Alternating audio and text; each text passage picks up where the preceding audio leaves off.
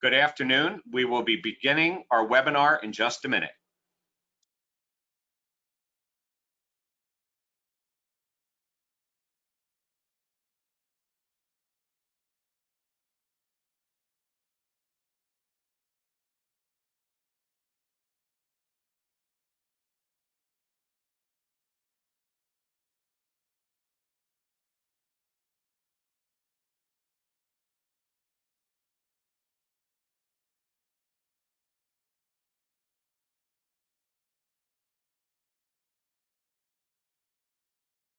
Good afternoon and welcome to our webinar, Why Customer Connection is Key. I'm Rob Grimes, the CEO of the IFBTA, and I'm going to be your moderator and host today. But first, let me start by giving you a background on the IFBTA. Next slide, please. The IFBTA, or the International Food and Beverage Technology Association, is a not-for-profit industry trade association focused on, you guessed it, food and beverage technology.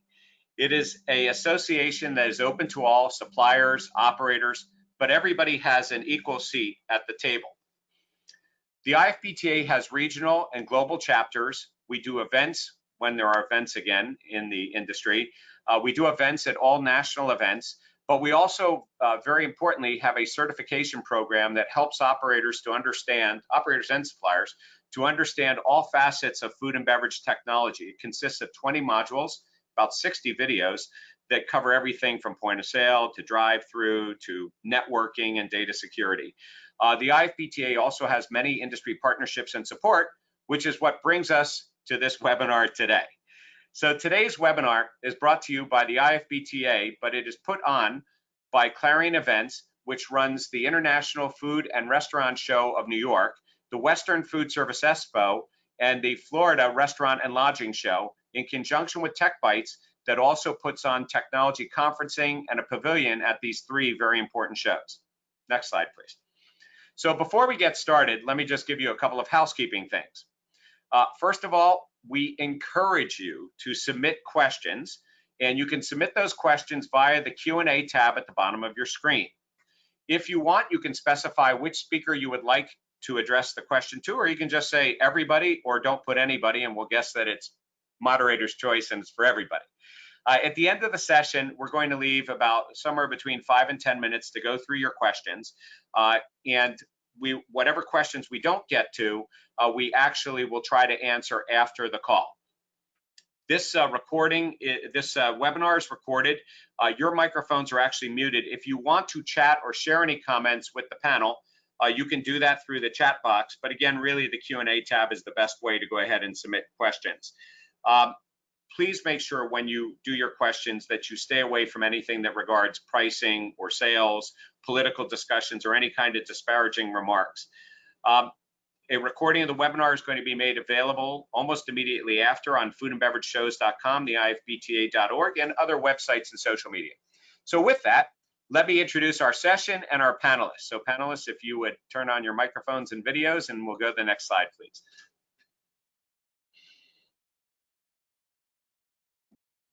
And next slide, there we go. So I'd like to introduce Kathleen and Dan to you today. They come from different parts of the industry, working in both operations and in IT. So I think we're gonna have a pretty good panel today. You know, the session today is a very important subject. Over the last 6 weeks, we've actually discussed everything from drive-through to delivery to takeout. We've discussed all kinds of things about data and how things have changed. But you know, there's something going forward, and at the end of the day, it's really about connecting our guests. And while some may view that connecting with the guest has been challenging over the COVID period of time over the last few months, some view it as an opportunity, and some view it as a future opportunity of things that will change. And that's what our panel is going to speak about today. So what I'd like to do is introduce each one of our panelists and ask them to speak for a few minutes, introducing themselves, their organization that they work, where customer connections fits into their organization, and they can say whatever they want in the past, in the last 3 months, or maybe in the future. And if they have an industry's perspective, they'll share that with you. Followed by their introductions, then we'll do a moderated Q&A based upon what they said, and then we'll open it up to all of you. So once again, use the Q&A tab, and Kathleen, I'm going to turn it over to you. Thanks, Rob. Hello, everybody. It's great to be here. I am Kathleen Chugh, as Rob said. I'm the CIO for Nando's PERi Chicken. We are a restaurant chain here in North America, about 100 restaurants, but 1,300 restaurants overall, originally started in South Africa. And this topic, as Rob had mentioned, is a very broad topic, right? And our, from a customer connection perspective, there was a lot that we were focusing on before, but then COVID happened, and so a lot of different things we refocused on. So one thing to me that is super critical on connecting with the customer is our digital footprint. It's become even more evident and important. It's really a way to build trust with your customer. And what I mean by that is, everybody has a cell phone, everybody does a Google search. And if they're searching, for your restaurant and see the hours, and then go to the restaurant and it's closed, you're breaking your trust there with your guest. And I know with COVID, hours have changed considerably. We were lucky that our restaurants were all open during COVID, but hours were limited because of metro rails not running, so employees couldn't get home, so we had to adjust our hours. We were in some locations that had riots, both being in DC and Chicago, so we were adjusting our hours, etc. So making sure those hours reflect the times that a guest can come into your restaurant and or order on all the platforms, being delivery providers and your takeout, to me is that first step in credibility and really building that connection with the guest. And during COVID, that was really our pulse line, right, to getting sales. So you want to make sure that's done. We actually, implemented a better process to allow us to make those changes. We were making them hourly some afternoons because of certain things happening.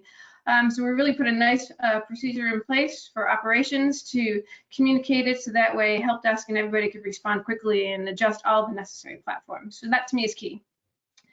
Just a couple other things. I think, during COVID as well, connecting with our consumers everywhere they are. We have a grocery division where we sell our sauces. And so that with the home chef kind of phenomenon that really started with COVID really helped. And our sauces were flying off the shelves on a lot of either digital platforms or, four walls in grocery and retail. And then a couple other things to mention too on that guest connection is, knowing your guest needs. We've seen a lot of different restaurants evolve over through COVID, either adding additional delivery platforms like we did. We were in process of adding a second one pre-COVID, and so we just accelerated our rollout. But we've added curbside as well, that convenience for that guest that might have a family that wants to grab a dinner but doesn't want to bring all the kids in, even though the dining room is back open. So that's been a nice convenience for our guests and giving them what they need. And then lastly, I'd say just connecting with the community. I talked about building trust in the beginning digitally, but also connecting with them in the community. And we did a huge, I don't want to call it a campaign, but we donated 1,400 meals to 140,000 meals to hospitals through our We Stand Together. And at some points we were donating 600 hospital meals a day. We had 6 restaurants, cooking up 100 meals. Someone going by and gathering them all and bringing them, all kind of organized and coordinated. That hospital knew that the 600 meals were coming. So that was kind of some of the ways that we tried to make sure during this time that we connected with our customers by making sure we were taking care of them, giving them what they needed, and making sure that we kept that trust and making sure our information was accurate. Great, thank you, Kathleen. Dan? Sure, thanks for having me. So I have 7 restaurants. We're an independent restaurant group. Pre-COVID, we had about 1,400 employees. And then we laid off 100% of our hourly staff on March 16th. And since then, built back up to about 700 employees. When I thought about this, topic, connecting with customers, it's obviously something we all do all the time. So, the thing that makes our restaurants maybe a little bit unique is our business model is that my partners are American family farmers. And so for the past 12 years since we opened the first restaurant, it's always been about putting mission over profit with the belief that it results in profit. And that has worked pretty well for us. And so what we've been doing through this time, I think in some respects is similar, which is we've always wanted to connect with our diner and our guest through their heart and through their mind, and sort of connecting with them through their stomach is the secondary thing that we do. And so we had to, we had to really pivot like a lot of people did. And obviously for our business, these are 10,000 square foot restaurants, breakfast, lunch, and dinner, full service, everything cooked from scratch. We also have our own bakery. We have our own distillery. So, just doing to-go sales is not a business model for us. So, we did to-go, we always did to-go, we added curbside. But what we decided to do was to create a whole new business, not as incremental sales, but as a whole new model. So we created Founding Farmers Market and Grocery with 750 SKUs. That was our goal, and we ramped that up to kind of run side by side with our restaurants so that long term, we could continue to connect with our guests. When I say through their heart or through their mind, we have to meet the guests where they are. And so the guests didn't feel like they wanted to be inside a restaurant. So we had to meet them at the curb. We had to meet them at their home, any of that. And so we've been, we created the new business. And then the other way we've been connecting with our guests is to take what I call a kind of an open source approach to building public trust. So we've been publishing a COVID dashboard that tells our guests and the public and our staff where we are on a whole bunch of COVID-related metrics. And for me, that's an example of connecting with a diner through their mind or through their heart, what they care about, ideally to then, attract them so you can solve their hunger. We've published that open source. We published our 30-page kind of COVID protocols open source to hopefully help other folks in the industry and to show our diners what we're doing.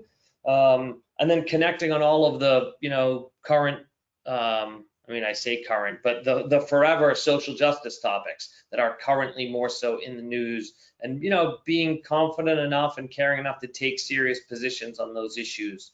And then we use our digital footprint, just like Kathleen said, in essentially the never-ending war against Google to get people onto our pages and onto our platforms and into our ecosystem, rather than Google just taking slices of our stuff and putting it out front and keeping people away from us. So those are some of the things that went through my mind as I thought about connecting with our customers.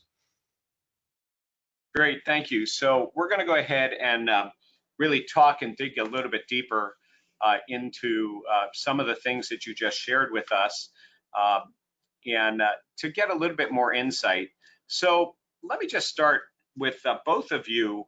We're used to having guests come into the dining room, and now you're offering a lot more guests that are not coming into the dining room. Although Kathleen, you did say that you were in retail stores as well and in groceries, and that was new for you, Dan. How do you think that the customer connection is going to change when people start coming back into the dining room? Is it going to be different in how you communicate with those guests before, during, and after their experience with you? Yeah, I'll take that one first. Yeah, I think so. I mean, you go to any restaurant and you see there's so many signs you got to read when you just go through the door today, right? Do they need masks? What are the government regulations? Each county's different. Some places you don't, right? So there's your first kind of sign, right? And then the experience is different, right? Some restaurants aren't giving silverware; they're only giving plastics to be thrown away. Plastic cups versus other glass. So the experience to the guest is different, but they're looking for those cues of safety, and that's a connection for them, right? Seeing the protocols, seeing the cleaning, seeing a lot of those procedures is a way to connect to that guest and show them that you're taking this serious and that you're protecting them as well, both the employees and the guest. Dan, I think your perspective may be a little bit different on that. Your connecting points sound like they're a little bit different with your guests. Well, I think all 7 of my dining rooms are at either 50% occupancy now or 25% occupancy. And so we do have restaurants. We only have one where they're allowed to sit at the bar, and then they're spaced out. But I think this is something where I'm seeing actually a lot of similarities to pre-COVID and what I think will continue through that for all of us. The guests queue into the culture and the vibe and the morale of the staff. And so, we've just doubled down on our culture initiatives. And some of that is just, COVID related safety and the health screenings, and then reinforcing with everybody, if you don't feel well, just tell us, we'll pay you in full and go home. And that makes all the employees feel a little bit safer with who their colleagues are and feel supported. I think just resulting in that, the guests, we teach, all of us, right, in this industry, teach our staff to read the table and read the guest. And what's also happening at the same time is the guests are reading our staff and they're making their decision. Are the folks here happy? Do they feel good about coming to work? So I think you can see a smile through a smile through a mask. I think you do know that people smile and kind of convey their aura through their eyes and their overall vibe. So for me, that's still the way that I feel to connect or convey a message to the diners. People are ready to be apprehensive, but they're also ready to set it aside and feel some hospitality and be welcomed. So I think those little moments of truth are just more important and maybe more magnified than ever. So, for us, is there a training issue or a training component in there now? Because while you were saying pre-COVID and COVID and some of these things, you really have that touch point, that one-to-one personalization of how to react with the guest. Is there a training issue for the staff that came back as to how to deal with the guest today that may be different than it was before? How do they communicate with the guest? Yes, we are training it and talking about it a lot, and we're just really focused on that. You got to read the table, and you also have to ask them, if you can't exactly read the table, what do they want?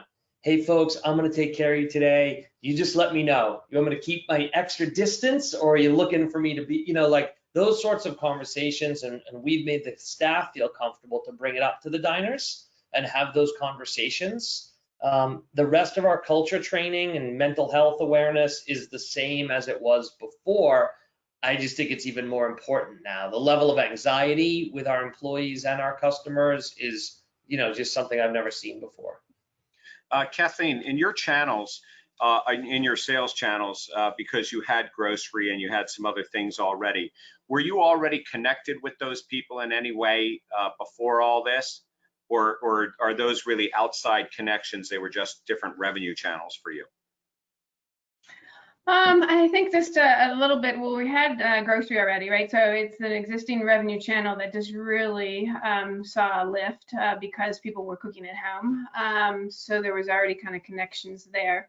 And then some of the other ones, like I said, on the delivery side, we had a platform provider. We did add an additional one across our brand, and that really kind of helped a lot, having more than just one provider. So we did get a whole new set of guests or customers. Okay, Dan, since she just sort of brought it up that she had providers, you're 7 units. Did you already have delivery providers across the board, and were you already set up technology-wise to be for online ordering, for delivery, and all the different curbside pickup and all the different pieces that you needed? So it wasn't set up for all of it, but we did already have third-party delivery, and so a change for us was actually adding in-house delivery. When we launched the market in grocery, there was just no way I wanted to give a piece of that action to a third party. And I had hundreds of employees who were out of work. And so by doing our own delivery drivers, paying a living wage, ramping up some routing software, and using sort of wider delivery windows that were more customary for grocery. So that's an example of like new systems that we needed to build. And then we had to build a whole e-commerce platform for marketing grocery. And we found a great tech provider in GoTab. They were amazing for us, and we just spun it up. And contactless payment was new with the QR codes, so we had to spin that up quickly. I don't loathe the third parties like a lot of folks do. I actually sort of respect what they have built and the marketplace that they have built. And I understand their commissions can be a bit of a struggle, although they've tried to be helpful. I just see them as a competitor, but in a sort of symbiotic way. If you're good enough to do your own delivery, you can compete with them. And if not, they help you capture the sale. Well, I think that, obviously this isn't a session about delivery per se, but, that subject keeps coming up a lot. And, a lot of people take a look at it that if those third parties weren't out there as much as they were with the connections already, we probably would have had a whole different issue of going back to business very quickly in offering delivery if you didn't have it already. But what we may see is because of the volumes and things, maybe the costs will be more competitive and come down. And so that'll take care of that particular piece.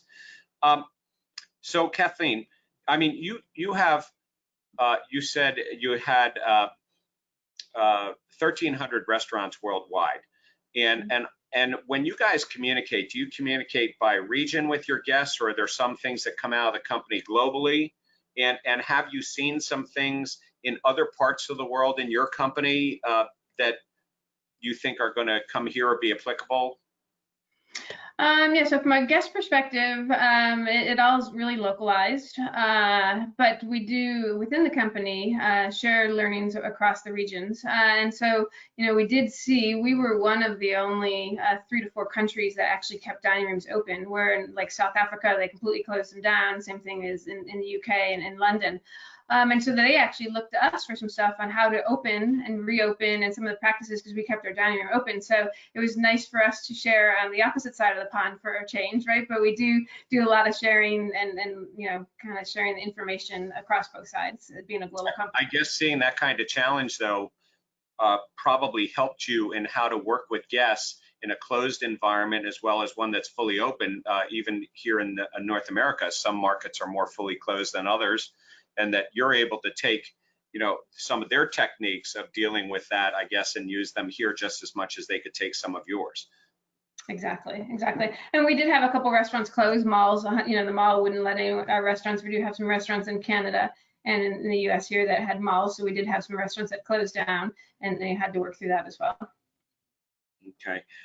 Dan, a while back in this conversation today, Kathleen actually mentioned the word food safety. And it occurs to me, you had said that your partners in your venture are food cooperative, I believe it was. And I suspect, having been in your restaurants with all the local sourcing and the things that you guys do, there's probably a whole new aspect to the food safety environment, especially with yours, that customers want to see. Yeah. I'll speak for myself and my team. We have deep and extensive training in food safety, and food safety and infectious disease are 2 entirely separate words. I barely even know the word infectious disease, let alone really thinking about it. And sure, we're good at norovirus and flu season and some of that stuff, but I think we still think about it from a food safety standpoint or a foodborne illness standpoint more so. And this topic just swims upstream now for us. So our farmer partners actually own their own truck. So we own an 18-wheeler. We run food from the heartland, North Dakota, through Wisconsin, through Kentucky to pick up some grits down there and into Washington, D.C. And so we actually have to think about the health and safety of the farmers, the value adders, the driver, who's actually an employee of the North Dakota Farmers Union, because we've ripped the profit out of that part of the transportation. So this food safety and health safety, if we kind of put them together, have come together in challenging ways for my team, for the whole industry, but maybe my team a little bit more, at least in our experience, because we're talking directly to the farmers who have concerns about farm worker safety, just even having the hands to actually get that product, out of the ground or onto the truck. So I definitely have a lens back, through those aspects of our supply chain. But, I'll tell you, Rob, the thing that has struck me is the resiliency of the people and the human beings, big companies and small companies alike. I'm obviously a believer that you get more resiliency from small companies. You see what happens when 3 or 4 companies control 80% of the pork processing in the country, right? Yeah. It's devastating. It's dangerous for employees. It's dangerous for customers. It's dangerous for the supply chain. So a Do decentralized. your customers want to be connected to different parts of your supply chain more than just listing on the wall who the supplier is or on the menu? Are they now wanting to be connected and actually know more about the sources and the safety on that? I think that those conversations are probably the same for us as they have always been, with an additional new layer of questions that I hear from our diners when they say, like, how are your farmers? And so I do think that there's an awareness with the diner out there that there's a ripple effect upstream, but that's how they ask it in a human way, like, how are they doing? Kathleen, I don't know, and you talked about having community involvement as a company, and I'm going to assume you didn't just do that in Washington, you probably did that all over the world. And actually, I am aware of some of the efforts that you guys do in connecting with the community and supporting different things. Is there a connected base of your customers that are also asking the same thing about your staff and how you're doing because you are connected in the community, that you need to communicate to them, how are you doing? Yeah, I think so. I think, this pandemic has had people just be more compassionate about people, right? Either they're frontline worker, no matter if it's in a restaurant or working in a restaurant. We've seen a lot of people, ask, hey, thank you, thank you for coming in, thank you for being here. Are you guys good, right? So I would definitely say yes to that, Rob. There's so many connection points in our global restaurants, those that were closed. I know that in Europe, in London, we tried to get some of our restaurants open just so we could feed the hospitals, right? Because they had closed down all the restaurants altogether. And that was a global initiative for you.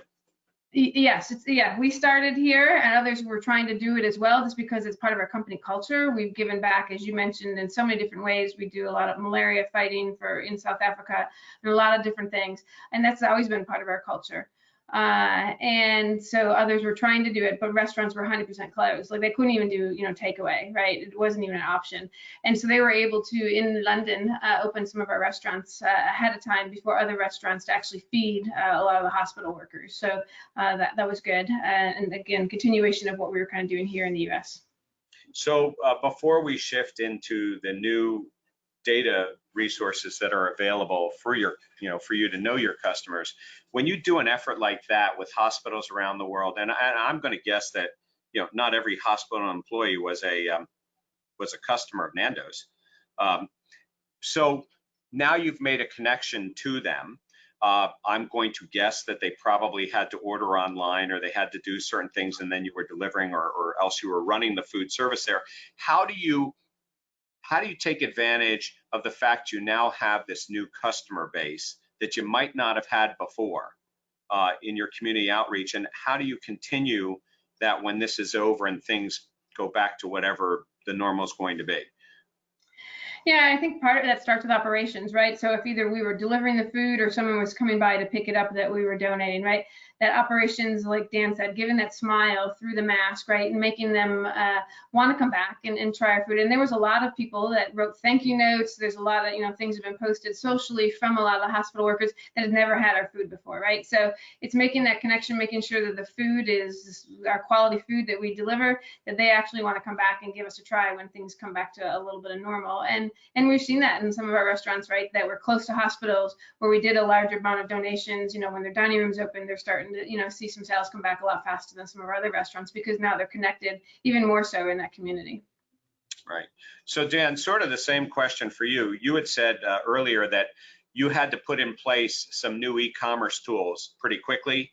Well, the second that you're running e-commerce tools, or the second that you're offering curbside or a lot more or only online ordering, all of a sudden you also know who your customers are, where you may not have known all of them before, because they may not be signing up for a loyalty program or something like that. So what new data resources, or what new information have you been able to get by what you did, and how are you going to make sure that you keep using that to keep those customers engaged when they go back to their normal habits? I wish I had a really sophisticated answer that folks could hear and say, oh, we got to run that playbook. These guys have figured out, gathering the data and segmenting it, and then communicating back out unique messages into this via these segmentations. Frankly, I'm drowning in the data. We don't have the resources to have the data scientists. So what I have clearly learned is I would much rather be drowning in the data and figure out how to sift through it than to be excluded, which is what I am in the third-party deals. And so I won't do any more third-party vendor deals in any way, e-commerce, delivery, anything, unless I get access to my data. The data is just too valuable. So I say that even acknowledging my initial admission that I haven't quite figured it all out yet, but it is so much better for us when we have their cell phone number, when they've opted into us texting back and forth with them. And I have seen that the guests love to text with us because they don't just want to text, they're here to pick up. They then text us at home like, oh, how do I roast the beets again? And so we've actually added in some additional resources to handle that text stream. I haven't harnessed it. I don't have an AI chatbot. Frankly, I've yet to interact with an AI chatbot for Verizon or anybody else that I don't think is infuriatingly stupid. But so I love the text stream, but I haven't harnessed it in a sophisticated. Yeah, but people always have challenged, how do you, unless you were a full service restaurant taking reservations, the likelihood of your being able to connect before they come was one challenge. Obviously, you have an opportunity when they're there, but then trying to connect with them after they leave. And if you're creating an environment where you can continue those connections when they leave, by the way, some of it by virtue of the new things that you're selling, right? The market and some of those things, that's an opportunity for you that you've noticed. However, I don't want to ignore how you started about drowning in data, is what you said, but yet you want the access to the data. And when you think about how these things have gone over the years, there was a point in time where we used to get a lot of data, then data was becoming, you can't have the data, and now there's alternate data channels. So this one's going over to you, Kathleen, because I know that you've spent a lot of time in the industry working with different organizations, and data has certainly been, and you and I can both remember when people wanted to have down to transaction level, down to the individual item data, and they said, what are you going to do with all this data? If you have it, we have nowhere to store it. Now we have places to store it. Do you have some advice for Dan on how to not drown in data, that you might share that you've learned? Yeah, I mean, identifying, I think the first most important source of data is critical, right? Because when you start talking data, every department, operations to finance to HR, AHR wants retention, everybody wants something, right? So what is that really first one to focus on? And then kind of take small bites of kind of addressing it, looking at our online, ordering platform that we had in place well in advance has given us a lot of insight into looking pre-COVID expenditures from the guests to now the frequency during COVID to even now while dining rooms are open, and trying to understand, is the trend going to continue in the same trajectory, right? Because things changed in the last 6 months, and trying to predict and forecast what the next 6 months look like. As well as we have a loyalty program. So, we've tapped into that as well as a source of data. But yeah, understanding the first source to go after to glean the most amount of learnings from is probably the critical, because it's like that big elephant, right? It's too much to take in at one bite, right? And trying to learn from something and then kind of keep building upon that. That's how I've been successful over the time, is to simplify and focus, and then kind of keep getting additional data as we go on over time and have more time and resources. And try to look at data in small critical data points. Dan, it's sort of like, if you're going to track your food cost, or beverage cost, maybe you only track, the top 20. And then if you got a problem, you track the rest. So the question is, who are those data sources? Now, I'm going to guess between the two of you that you actually have a different challenge here. It sounds to me from what Kathleen just said that she had her systems in place, most of them. I didn't, Kathleen, hear that you said that you really added anything, but you had your systems in place, and my guess is you probably chose systems that were somewhat integrated in the first place. But in Dan's case, I'm going to guess, Dan, for you, that since you didn't have all the systems in place, you may have chosen the thing that would get you there right away, but they may or may not be integrated. And I don't know how that data is shared or how it can be consolidated if you have that challenge. So I'm guessing for both of you. So why don't you both sort of comment on that? Well, from the lack of so we had to pick speed and sort of accomplishing top priorities, which was sort of focus on the UI and make sure we could print packing slips, right? And then the fact that we didn't have good integration to the back end and our accounting system or to the back end and our production system led to a lot of manual work and, kind of a nightmare in the back office for tying out accounts. But I think, like Kathleen said, I think that's a good lesson for me of, like with the data, what are the highest priorities, and what are the things that start there? And so for me, the user interface, if you don't get that right with your tech, forget it. You don't have anything else. I think there's so much good slick UI out there that if you miss that, so I sort of forgave a whole bunch of other integration that I want to have, for good UI and reliable transactions. Kathleen? Yeah, for me, I mean, as you know, I've only been with Nando's 2 years, and luckily I'd had those 2 years before me to actually come in and either switch out some systems or implement some systems in Canada and kind of really connect them all, like you said, integrate them. So luckily I had that time before really kind of COVID hit. So we're more to the point of, okay, we have our first layer of data, really kind of given the insights that we need. Now working on those secondary and tertiary of additional requests and what happens when you layer it over, when you pull in, Google reviews or other reviews and things like that. So now actually kind of building upon just the typical sales looking at data, right? So that to me is that next evolution of where we need to be and where we're going. So I'm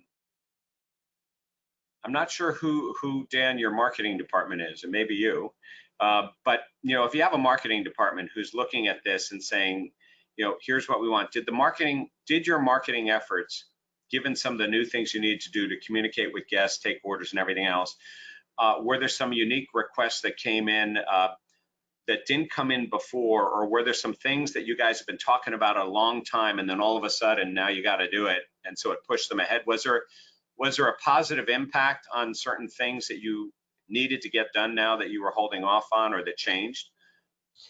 Yeah, so we do all our marketing in-house, and we have a really good team of a handful of folks that have been with us a long time. One thing that we started doing now that we just had to do that I knew that big companies do, but we never quite figured it out or quite needed it, was A/B testing to see what really works to get that engagement, not just with more engagement on Instagram, but actually really redeeming offers. We needed to acquire customers in our new market and grocery channel. And so was it going to be a free pint of ice cream, or was it going to be $10 off orders of 50? And we needed to run them at the same time and A/B them. And so I was really impressed with my team's ability to start to do that.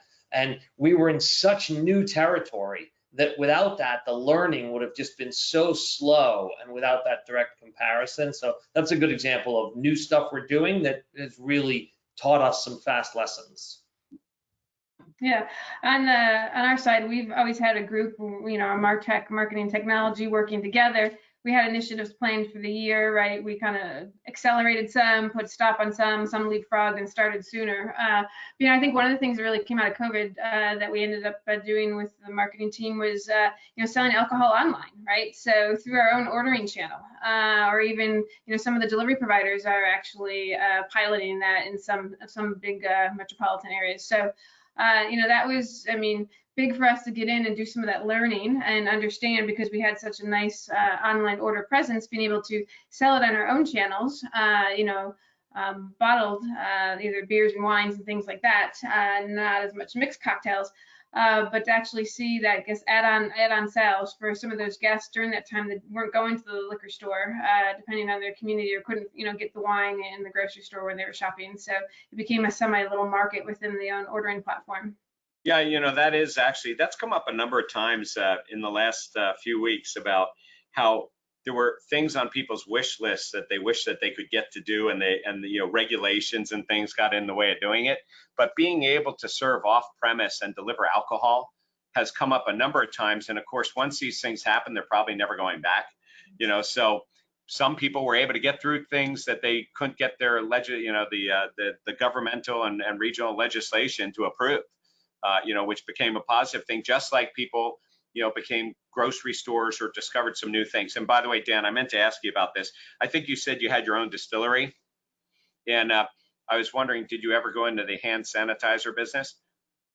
We did. So we do have our distillery. It's called Founding Spirits in DC. And yeah, we shifted pretty quickly into hand sanitizer. It was actually really great. We were providing it to the firefighters in DC. We were able to sell it at really reasonable cost to Children's Hospital and several other, frontline first responders. So it was feel good.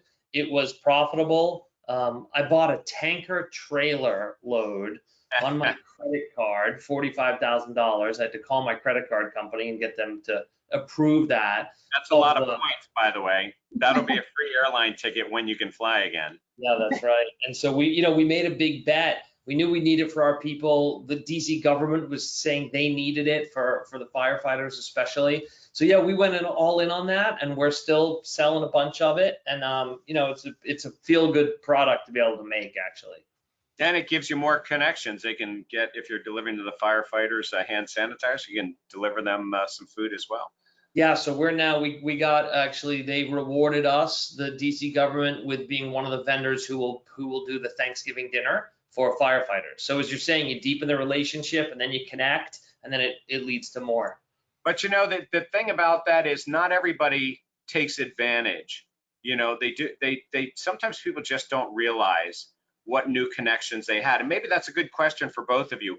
Is there some unintended consequence of this, a positive one, that is coming out of that you didn't realize you were going to get as you go forward in connecting with your guests and your employees, by the way, and your suppliers? Is there something that's coming out of this that has changed?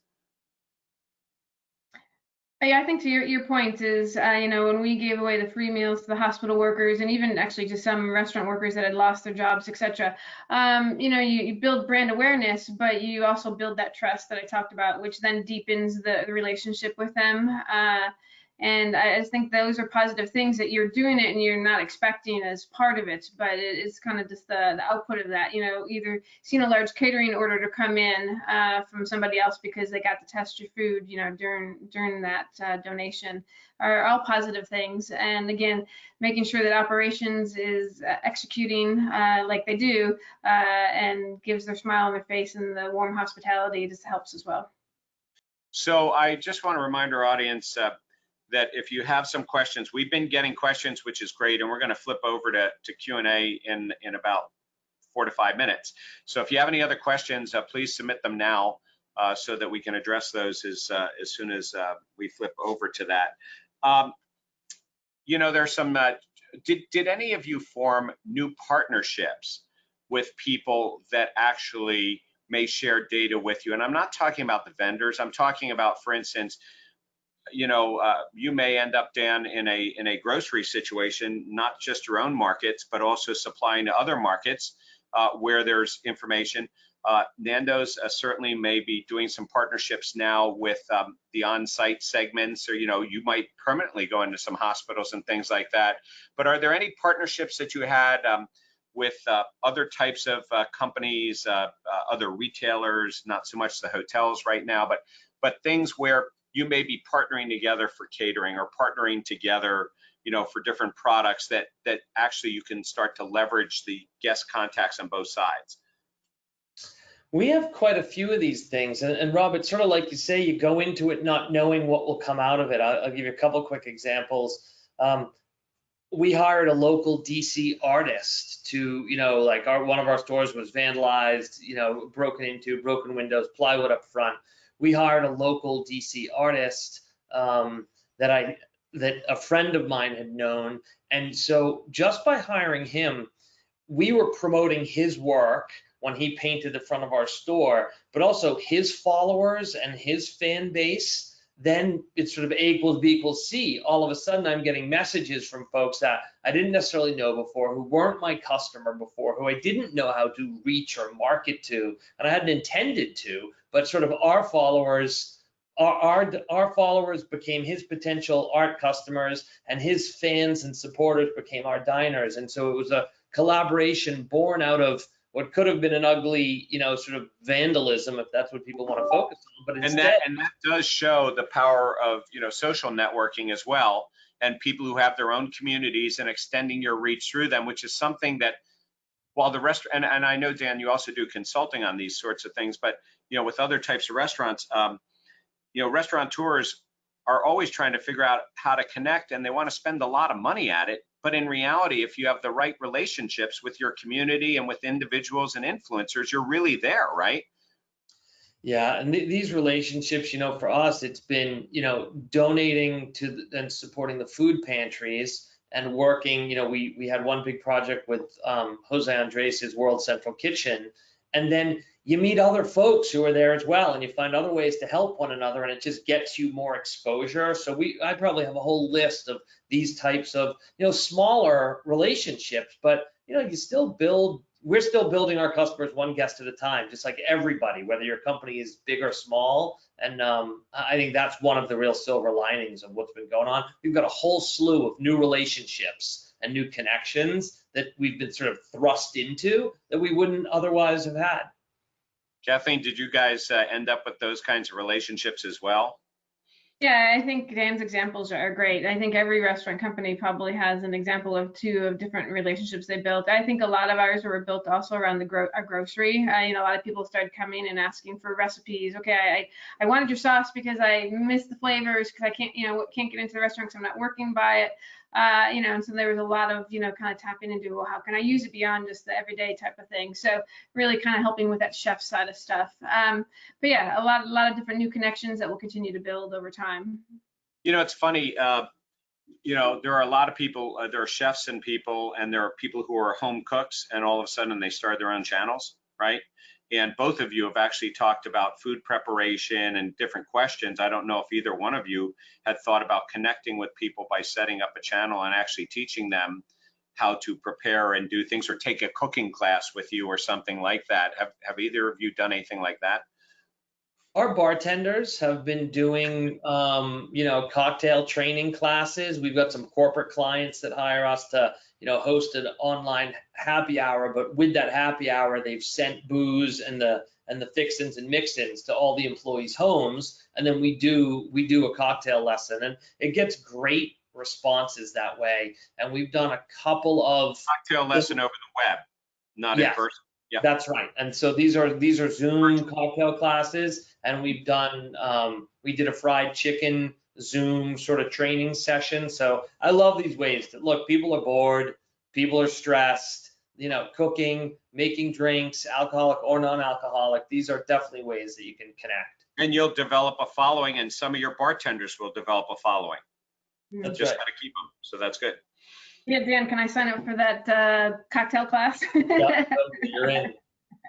You teach him PERi chicken, and he'll teach you cocktails. Yeah, there we go. For us, we didn't do anything down that path. We obviously had a couple other things we were focusing on, but actually there are some, kind of big social people that actually said, hey, I'm hankering a, Nando sandwich. Let's dissect it and let's, figure out what I can make. And so they actually did some cooking classes, not promoted by us whatsoever, but so we saw those globally in a couple different places where people were just missing it. So they'd go into the fridge and then they kind of, said, here's how you would do it. And they kind of had their own little recipe variation on it, but nothing from us personally. Okay, so look, it's time for us to go into Q&A, and we've got a bunch of questions here directed to both of you and in general. So the first one, Dan, you had talked about a new business model for your company. And I believe what they're referring to there may be the market side. Are you going to continue to keep that running when people go back to the new normal way of living? And actually, I'll just add to that, not only keep it running, but if you are you seeing ways to expand it perhaps independently from the restaurants?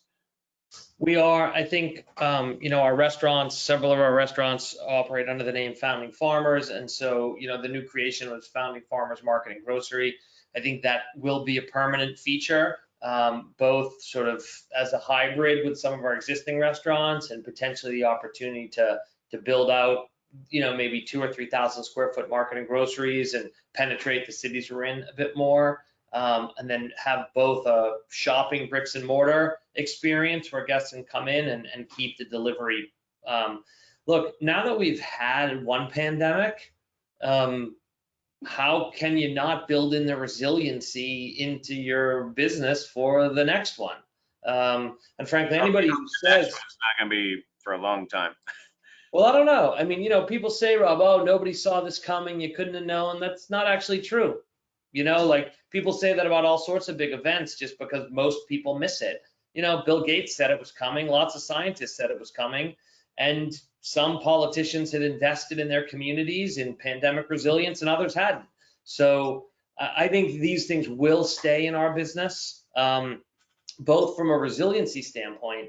And frankly, if I can figure out mail order right now, why wouldn't I stay in that business? If I can figure out how to compete with a grocery store, why wouldn't I stay in that business?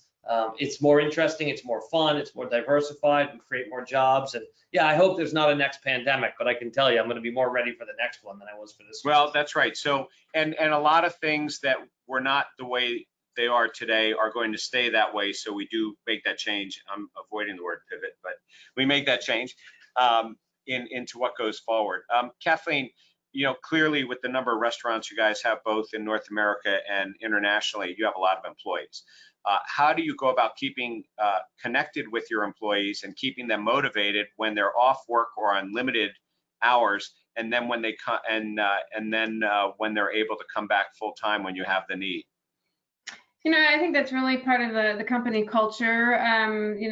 We are family. They feel like they're part of the family. They actually feel like they're missing their family when they might not be in the restaurant. Each of our general managers do a great job of keeping that connection. They through our learning management system, it's a little bit of a social piece to it. They can still like different pictures and things that are happening in restaurants and a lot of the different restaurants. So it's really up to that general manager, but we've given them the systems and the tools to effectively keep that communication and that family together, and through alerts and texts and different things that can happen within the restaurant. Okay. So both of you have talked about connecting, and actually, Dan, you've had sort of some, revelation, in some of the new ways to connect on social media. But, it's sort of like when we could have a whole conversation on payments. There are tons of choices, right? So there are so many different social media outlets out there. How do you, is there one that just sort of works best for you, or is there some advice you would give, maybe not naming the company, but just sort of some advice you'd give on how to best work that channel? Yeah, I don't think you need to be on every channel. I think it's about determining what your resources are and then figure out how you're measuring return. And I think you're better off, doing an incredible job just on Instagram, if that's the resources you have to pick one channel and get great at it. What works and what engages, and how do you actually get that engagement to turn into transactions or whatever your conversions are. I think that sometimes it's scary for people to feel like you have to be in every stream and you have to be in every channel, and you get diluted. I think it's better to go deep where your resources allow. That's a good answer. I agree with that. I think each restaurant is unique. Each restaurant concept, meaning they have different guest demographics. So you want to be where your guests are, right? And if it's on only one or two channels, then focus there. And then we did a lot of different advertising, from a digital perspective, through some SEM during this time as well, making sure that guests knew that they're still open, or they could order from us, or that we had free delivery or whatever marketing had going on, but making sure that they were purchasing those ads where those guests were being. There was a lot more time of people spending on computers, right, and sitting on kind of online, so you wanted to be able to reach them where your guests for your restaurant really reside, and that's one of the strengths of the marketing department, is really determining where that is, and like Dan said, the ROI on that. So Dan, as a follow-on to that one, because you really focused on text messaging with people, and we have someone that's asked, is there a way to connect with a customer via text without using the individual's actual restaurant phone numbers? So yes. So one, we assign cell phones to the restaurants so that they're not an individual's phone. We call them house phones, and that's what we use at the local level, so they're not attached to someone's personal phone. And then we also we have a call center, so we route a lot of our calls, even though it's only 7 restaurants, because we're pre-COVID. We were busy and had a lot of reservations. We got a lot of phone calls, upwards of 30,000 a month. And so using text streams with desktop-based texting apps can be really effective if you have somebody sitting at a desk. Other than that, we just get a, we get You're an not going to go to bots, right? No bots. No, people love live chat, but they want to chat with a human. I mean, the bots are so bad. Don't get me going on that. Kathleen, are you also communicating via text? We are not. We are not doing that at this time. Okay, so we probably have time for just one more question here. So, as we think about the opportunity, because we did say at the very beginning of this that we now are connected to more people because they had to, out of necessity, connect with us. But I think you both have pointed out that we also have connection points we didn't think about before. In other words, you mentioned the artist and new connecting points, and you just have to think about it. From each of your perspectives, is there sort of a closing thought you would like to give on either how you now intend to change your business to take advantage of a new way to connect with your guests, something you may or may not have thought about, or something that was in process, but this forced you to do it, or something that you really want to leave behind for those attending this webinar to think about when they think about how to leverage and take advantage of the opportunity, the connection opportunities going forward with their guests. And Kathleen, maybe we start with you. And Sure. Yeah. I would say, look within your own organization with your own strategy, and kind of evaluate. Just don't copycat. I mean, that's one thing in the restaurant industry. Sometimes we do copycat. It's great to leverage, right? But really know what fits within your organization. So for us, our priority is to continue to focus on connecting with our guests digitally and continuing to enhance that. That's really our focus really for the next 6 months, is all the different areas that we may just be scratching the surface on, continue to get deeper, as Dan had said, kind of get deeper into some of those. And just continuing to evolve that guest journey because it's gone digitally, it's been digital, but want to make sure that every user experience is even better than what it was because people are spending more time online. And Dan, for you? I'd love to see more businesses, sort of humanize themselves with some of their social media channels. Like this overall, the last 6 months has definitely pushed me to want to, push more information out on my channels, and I get feedback from our diners and guests and other folks that maybe didn't know our restaurant before, but they connect with me personally. So I use my @DanSimonSays on on Twitter and Instagram, and then I have a blog. And I think a lot of companies want to hold their comms channels so tight because everybody's so worried about it needs to be perfectly corporately streamlined. But I think humanizing it, letting some other folks in organizations have the microphone and communicate out to those customers is a way that you can, really authentically connect with people. Communications don't have to be perfect in order to be appreciated.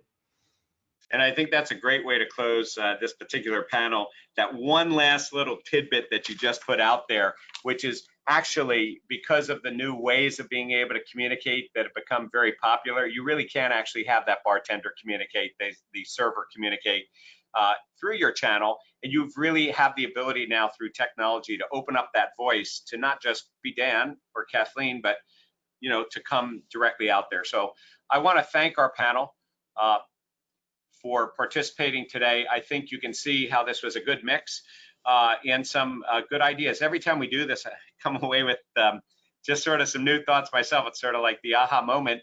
And this is one of those rare times, by the way, that the panelists are all probably within 20 miles of each other. But it's a real opportunity for us, and we don't want to overlook the opportunity that our panelists have given us to connect even more so with our guests, our employees. Food safety was brought up, the supply chain.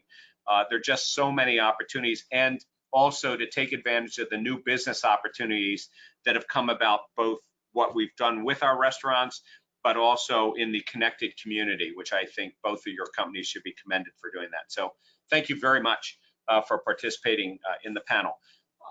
Our panelists, you can see their email addresses are on this screen. They are open to have you get in touch with them to share information with you. And of course, as I said at the very beginning, the webinars are located after this at the IFBTA.org and foodandbeverageshows.com.